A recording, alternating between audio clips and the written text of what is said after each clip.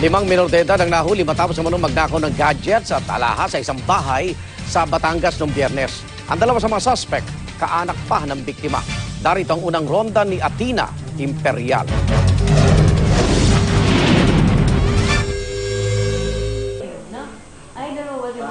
Kalaboso ang 5 minor de edad sa barangay 157 East, Bagong Baryo sa Caloocan kagabi. Yan ay matapos umano silang magnakaw ng mga gadget at alahas sa isang bahay sa Batangas noong January 24.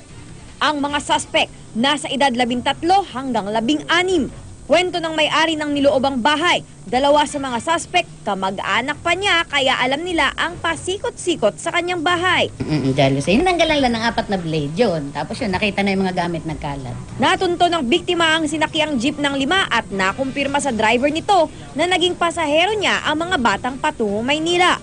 Dito na sumunod sa Maynila ang biktima at agad nagpatulong sa kaanak niyang tanod sa Caloocan. 2 laptop, isang iPad, mga alahas na nagkakahalaga ng humigit kumulang 5,000 piso at router ng internet ang natangay ng mga suspect. Bago sila gumawa ng isang krimen, tumitira muna sila ng marijuana.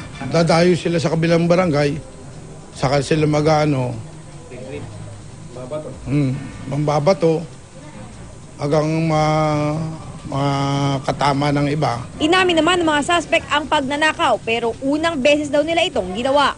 Itinanggi naman nilang gumagamit sila ng ipinagbabawal na gamot.